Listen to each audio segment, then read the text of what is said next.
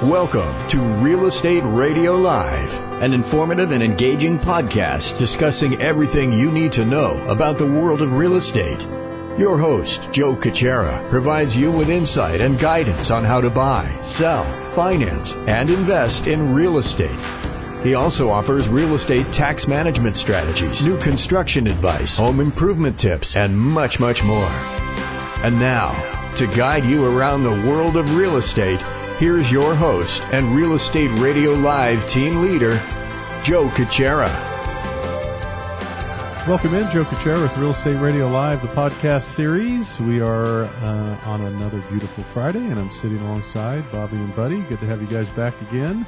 Great to be here. Always great to be here. It's always good to have Fridays. We end the week strong, but even more importantly, we want to continue that we hopefully we educate and inform you, the consumer, strong. And it's exciting to know that the podcast is continuing to grow, and we're having people listen to this thing even globally now. Yes. That's cool, huh? Oh, Absolutely. That last report that we got from the fabulous Miss Rania gave us a whole long litany of places around the world. The world. Yeah, that's the nice things about podcasts. There's no limit to it. There's not like a listening radius. That's what's great about the podcasting technology and the reach. But also, I think it says something about the interest in Silicon Valley. Oh, sure. Right? Yeah, number two on the list was China. Right. After people in the United States listening to this program, number two was China. Yeah, Duh. that tells you something, right? Well, we're gateway, Pacific Rim gateway to the rest of the United States, so duh. Well, I have a great topic for you today. We'll get to that in just a second, but just a reminder, if you need any help buying or selling a home, any advice at all, make sure you contact Bobbi. Stay in touch. Even more so, go to the website, follow Bobbi's blog. She has some wonderful blogs. Everything we do here is on her site. Keep you updated. There's all kinds of different really topics and subjects in and around real estate that you could educate yourself with. You can contact her, 650-346-5352, or as I mentioned on the website, that is bobbidecker.com, BOBBIDECKER.com.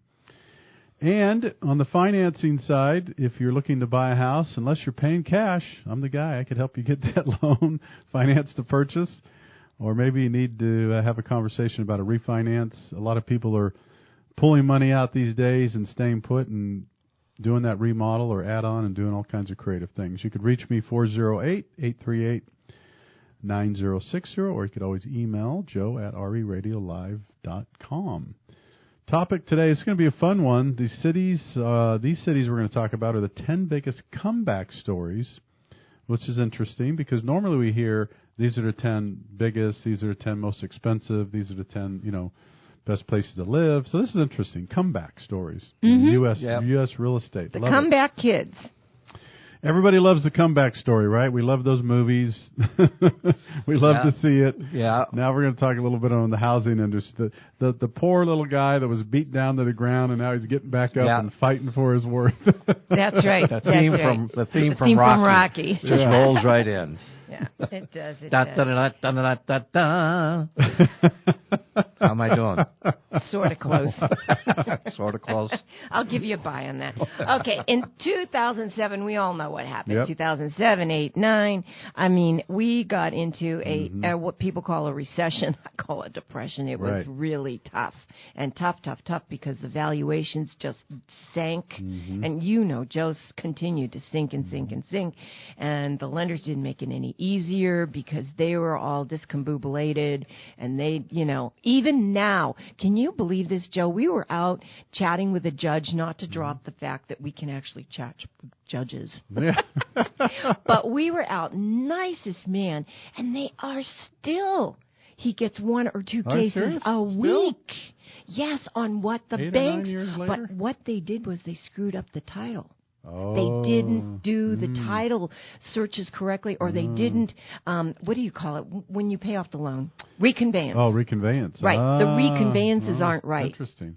And so they have it being owned by somebody when it's been sold 2 or 3 times more, Joe. Is that scary? I mean, these are institutions that they're supposed to know what they're doing. And when he said that, I just about fell off my chair. Did I not look shocked? Yeah. But he goes, please slow it down because is this 2017? Yeah. Or is this Bobby's having 1842? a heart attack here. Can you believe that? That's 10 years ago, huh? 12, yeah. Oh my gosh. 10 years ago. Hard to believe. Well, all the pain feels like it wasn't that long ago. No, I know. Yeah. Well, the pain wasn't that long ago because they were comatose for like 3 years. Nothing really. You want to get on the blame game or no? That's another show. We'll wait on that one. Absolutely. But I love it because after so many agonizing years, it's taking off like a rocket. Is it not, Buddy? Well. Yeah. And not just here. Well, yeah, but you got to wait a minute. There is genuinely a lot of improvement right across the United States. Some places are really rocket ship. Some are doing okay. There's still a few pockets that aren't getting there all the way. So there's still some bank-owned stuff going on here and there. Not here on the peninsula in the Bay Area, but it's out there. But we got to take a look at the post-crash haves and have-nots. Well, you look at it, and you've got Realtor.com is where we got this information, and they looked at the 150 biggest metro centers around the country, factored in their highest pre-recession home price heights, and then the lowest, and then the ones that have rebounded the best through 2016. And 2017 and 18 have been just unbelievable. So it's too bad we don't have them all the way through 18. But maybe by the end of this year we'll have them, and we can even change up this list. Well, yeah, I mean, one of the programs that we did took in a little bit of 2017 and how the markets had really powered up nicely across most of the United States, if not almost all of it. Right. The ones that have had the speediest and the most definitive recoveries are the ones that have knowledge hubs, places where there are colleges, research centers, young brainiacs, where you've got a really nimble and educated workforce. I mean, even look at Detroit. I'm not going to throw that in on this show, but I mean, who would have thunk, right? Yeah. And here they're chunking along, and people are going, ooh, I want to invest there. Okay, Buddy, get us started. What was the number one comeback city? Well, guess what, ladies and gentlemen, another Silicon Valley story. Wow. San Jose was the number one comeback city on the list. Look at that. Okay, and guess what? You probably wouldn't imagine what drove all that comeback. Let's see. Let me guess. Let's see. Is there a venture capital community right up the street? Cherries. Yeah. There used to be. I don't know. Whiskey? Oh, yeah, remember? No, that's Ireland. No, that was the game. Actually, in some regards, the venture capitalists had to peel back some, but they didn't stop. And then some things started to really pop up that made it look good. The Tesla and the Facebook IPOs in 2010 and 2012 really kind of put the light back into the situation that says, oh boy, things are working good. So that kind of said, okay, now we got a job market. Once you have a good job market, guess what follows on? Then the housing game improves, and guess what? These guys are top of the list. So, Bobby, what's next on the list? San Francisco. 2 in a row, Bay Area. Neighbors up north. There you go. You've got your job market. That cratered when it all fell apart. The San Francisco Chronicle newspaper almost went bankrupt. Hundreds of stores and restaurants shuttered their doors. It's hard to believe that in the early, 2010, 11, and 12, they really, really was quiet. Yeah, it was. Yeah. And because remember Recovery South of mode. Market? And they were going, oh, my gosh, we just started South of Market. Now it'll never take off, and now you can't get anything. You couldn't find anything there. The young techies tried to embrace the situation with humor. They wanted to have what's called fun employment becoming a buzzword. They used their jobless time to travel and enjoy and, chill, just like we all did when we were young. They knew the tech business wasn't going to vanish, but the jobs were hard to come by. Now, optimism kept San Francisco alive. Really. Yeah. It really, really did. They kept saying, there's going to be something good happening here. And so the startups happened, yada, yada, yada. The Twitter and Yelp went public in 2012, and all these IPOs created all these little millionaires, and they went to South of Market. And when I got here, I thought that was the most awful place in the world. And now when you pull in off of 280, isn't it wild? Oh, it's amazing. Oh, my God, amazing. That and AT&T Park, and now, the Warriors' new stadium.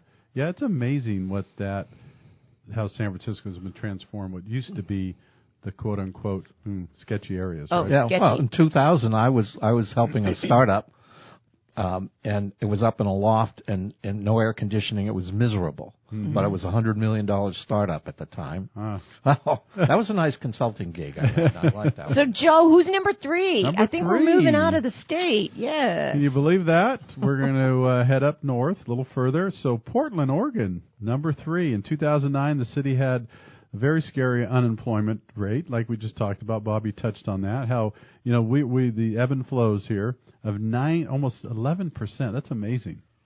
In 2009, think about that, you guys. That was 8 years ago? 2009, just 8 years ago, almost 11% unemployment. Wow. But again, if you look at that, that was the downside, right? But the Deepwater Port, the Columbia River, it's a beautiful, beautiful area, largely on global trade. Anytime you have that shipping area where you could bring business in, they have that ability. And unlike any other place, it was hit hard. But the good news is people never stopped moving there, and there was opportunities even during those kind of slow times. I could remember you guys hearing, that's kind of, if you listen to the theme around here anyway, I've been here 40 years, people seem to gravitate up north, right?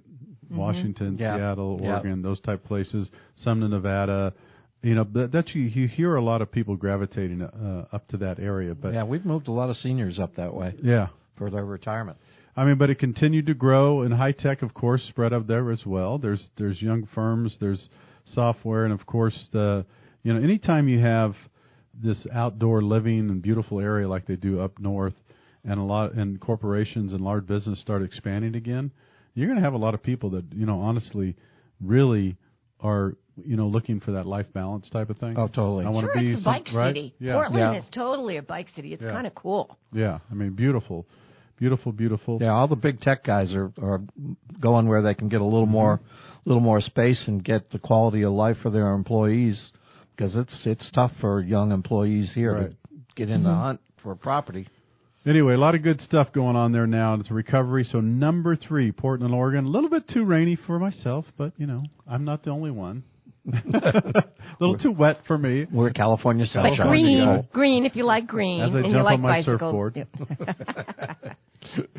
All right, so what do we got? Number 4, Bobbi. Well, I will do that, but I think we have to take a break if I'm not mistaken. We do. My little timer is saying. Because number 4 could take us, and you might be surprised at number 4. So we're going to take a quick break. We're going to come right back. We're talking about the 10 cities that are in the biggest comeback stories in the United States. Joe Kuchera sitting alongside Bobbi and Buddy. We'll be back with you in just a minute. For more information on today's program, visit reradiolive.com. That's reradiolive.com.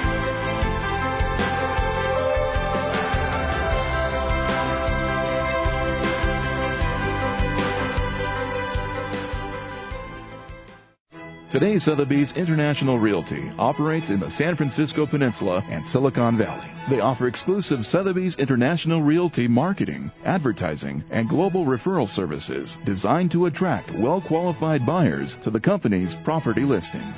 They also add new technologies to the 200-year-old tradition of exceptional service, such as their Lifestyles website. Visit them at svlifestyles.com for those that are interested in some of the finer things in life. From exotic cars to yachts, fashion, finance, food, wine and spirits, there is video that fits all those lifestyles and more. svlifestyles.com. In addition, the company and its clients benefit from an association with the Sotheby's Auction House, which promotes real estate referral opportunities with auction house clientele. Visit them at todaysir.com or call 650-597-1800. 650-597-1800. Welcome back to Real Estate Radio Live. For more information on today's topic or guests, just visit reradiolive.com. That's reradiolive.com. Again, your host for today's edition of Real Estate Radio Live, Joe Kuchera. Welcome back in. Joe Kuchera with Real Estate Radio Live, the podcast series. It is Friday, and I am sitting alongside Bobbi and Buddy. We're talking about the 10 cities on which are the biggest comeback stories in the United States. That's right, U.S. real estate, not just locally, but we're going through the 10 biggest comebacks. We all love the comeback stories, knock down, back up, and We are at number, 4, Bobby, right? Number 4, which right. is Grand Rapids, Michigan. That is a surprise. Isn't that wild? That is a surprise. It was a manufacturing hub, long touted to be the furniture city, quote unquote, because they made fine office desks and other furniture. But then when you're in a recession, who's opening offices, right, Joe? So that really kind of sank the economy. But now it's snapped back, and the newfound emphasis is on the healthcare industry. So, people get very creative when they get hit like that. And the World-Class Oncology Research Center at Van Andel Institute, you've also got Michigan State University's new Biomedical Research Center. Those two really led the charge. And now manufacturing has expanded beyond furniture, into medical. So they've got medical devices, aerospace, and defense, and, of course, information technology. So talk about being creative. Yeah, spread the wealth. Nice to see Michigan come back. Okay. Buddy, who's number 5? Okay, next on the list is Provo, Utah. Actually a pretty part of the world. I've been there on business a bunch of times. And guess what? Bobby talked about it earlier, or Joe mentioned it. It's Brigham Young University, world-class university. Right. Kind of held the line a little bit during from the employment standpoint, but the real estate market still tanked. From 2007 to 2009, it dropped 26%. That was in 2 years. That's a pretty rapid bam to the bottom. Wow. But somehow the affordability that created drove people back. It became the most prominent area where millennials started to buy homes in 2015. And, we've all been talking about the millennials are coming. Well, they started early in Provo, Utah, and that's what helped it rebound. What's next? Colorado Springs is up number 6. I feel like I'm doing a game show. And next, Colorado Springs, number 6. Now, you talk about a beautiful area. You guys were just in that area a while back, right? Yes. Or Denver, my nephews live around there. Yeah. So I haven't been there in a couple of years, but, you're talking about an area, a few minutes ago I was talking about Oregon, but you hear a lot of people moving in this direction. East to Colorado area, again, outdoors, beautiful weather, a lot of things to do outdoors, and it's cost of living. Cost of living's a big one. Lifestyle. I was doing some consulting for Sun Microsystems, and they moved their whole support division out that way because of the cost factor and the livability. Almost everybody that was here in the Bay Area went with them. They really fell in love with it out there. Well, I have to tell you guys, I love this city because volunteers adopted a street light. And you would go, what are you talking about? But 1/3 of the city's street lights, they were turned off to save money, Joe. Isn't that the coolest? That is you cool. always say, don't complain unless you have a solution. I agree. Remember, I love it. hardly anybody remembers that. I'm so glad you Be part of do. the solutions to the problem. Exactly. Yeah, you got it. Exactly. So they adopted a I street love light, and then when the trash cans kind of, had a problem, they had adopt a trash can. I like that. I might adopt that. I'm going to start adopting trash cans around here. Well, just get the litter off the street. You know what I love when you see a McDonald's wrapper or, a Starbucks coffee cup and it's next to the trash can. Yeah, don't you it's love like it? Really, you can't just. They need to start developing their basketball skills on how to hit the trash can. Careful, that's another program. I know. That's why I caught myself there. So take us out of the West, darling. Northport, Florida. Where in the world is that? Southern Florida. It's like the poster child for the subprime. I know, I said that too. Mortgage crisis. Among the hardest hit was Northport, Sarasota metro area, which is, retirement communities. Okay. Yep. It's about an hour south of Tampa. 1 in 4 homes were filed in foreclosure. That is unbelievable, that number there. But the boomers retiring down there drove it. And I have to tell you, Florida, just in general, as NAR director at the time, and they were saying it's going to take 10 to 12 years to rebound, at least, never looking at boomers coming down to retire, nor were they looking at the people fleeing all of the security issues they had in the South American, Central America. They came up and bought out Miami. Yeah. Remember all that standing inventory, Joe? I remember that. It's funny you mentioned that. I remember a while back people saying this could take, like you said, 10 to 15 years to, minimum. And it bounced back in 4 years. Mm-hmm. Okay, well, Joe, you talked about a place that had 11% unemployment rate, yep. you know, and I'm going to take you to one that had a 12% Ouch. unemployment rate in 2009. You might recall we had some fabulous Sotheby's peoples on from Charlotte. We did. And we talked about in detail what a beautiful part of the world that is. Very pretty. You do have to like hot, humid summers, though. That we But they're so gracious. They are. They are very gracious. Nice people. But it was a very big, financial center, and it got hurt big time because that's finances was kind of the hub of where the mess was. But they rebounded because of, once again, that living, the universities, everything that's there started to bring not only people back, but it started to bring big companies back. MetLife moved their headquarters there. I mean, so some big things happened that Electrolux. Yeah, that really brought it roaring back. God bless the East Coast. Wonderful. And tax breaks did it. See, that's what California has to be careful of, Joe. We're very business unfriendly right now. And that's where Texas is coming in going, look at me, jumping up and down, look at me. Well, everybody's got a breaking point. You're right. That's the one thing that's really sad. And I think we know what's happening, right? Yeah. The state is taking advantage of the fact that they're holding their heads high and sticking their chests out because people aren't going to leave because it's such a wonderful place to do business and high tech and Silicon Valley and venture capital. Everybody has a breaking point. Yeah. And if they don't make this a little bit more business friendly and start turning that curve a little bit, they're going to lose more and more businesses here. That's true. There's too many other states that are willing to really make it easy for these people to bring their companies there. Look at we're going to get to it in a minute, but Buddy's going to talk about Reno. We don't want to jump the gun here, but that's one of them. Yeah, if you really think about it, the venture capital model that really blossomed this place is now not a mystery like it once was. Right. Okay, Boston has a great venture capital community. Austin Charlotte has a good venture capital community. So the model is not sanguine to our area anymore. So things can happen, things can move much more swiftly. We are a global environment, whether we like it or not these days. All right, number 9, Boise, Idaho. Another beautiful part of the world, United States. It is, really pretty. Again, you talk about, it's interesting, another great outdoor place, obviously like skiing, hiking, camping, those types of things. Beautiful, beautiful area. But, they were hit hard, too. Mostly the government business back then when you think about it. That's amazing here. Business, they said, shrunk dramatically, causing home prices to fall about 35%. Oh, that was toughy. Ouch. Well, it was. And, they're another one that's tech industry.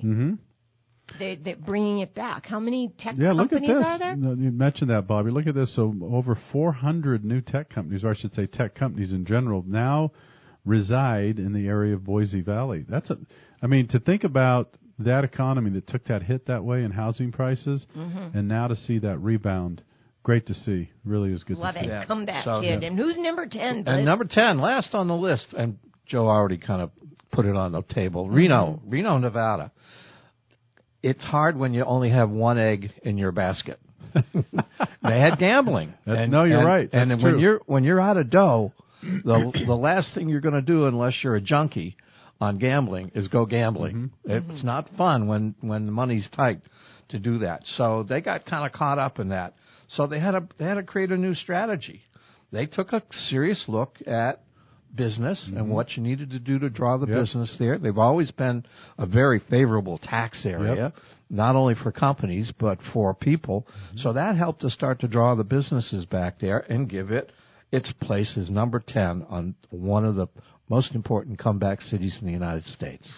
Yeah, the Tesla, the big factory there, Buddy, you mentioned. Oh, my gosh. And I'm not mistaken, just even recently, I think Google now is looking at it, right? eyeing it. They were and Apple's already bought in. Right. Yeah, so they have. Well, look at that's just your comment earlier, Joe, about, hey, listen, California, if you don't pay attention here, people are going to find other places where they can do business and do business effectively without all the burdens that the California state and cities and counties love to place on business. Well, they have virtually no corporate taxes, and there's no income tax, personal income taxes. And, people feel like they're being taxed to death. They just do, Joe. Don't you? Have you noticed that? As I sigh, yes, I do. That was a big I do notice that. And again, I don't think anybody would.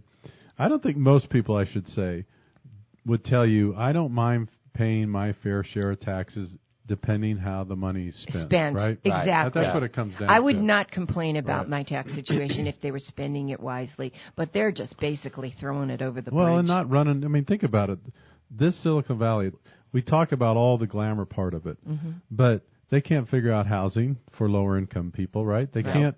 The schools are a mess considering nationwide. Oh, they are a mess. And schools should not be a mess when you have a rich, thriving business environment like this. Those types of things. And you mentioned the taxes on businesses. Terrible. Those things are the little ugly secrets. Yeah. Well, you could go to these businesses, Joe, and say, would you like to pay your taxes this year, or would you like to give us money to build little, what do they call them? Tiny houses? Oh, tiny houses.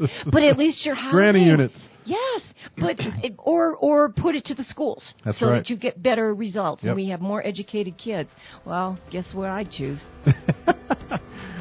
All right, we're going to have to finish up. Thanks again for tuning in today. The top cities and had the biggest comebacks in the United States real estate. Hope you enjoyed it. Again, for more information, you could always go to reradiolive.com. Until next time, take care. You've been listening to Real Estate Radio Live. For more information on today's program, visit reradiolive.com. That's reradiolive.com. Subscribe to our podcast. Discover more at reradiolive.com.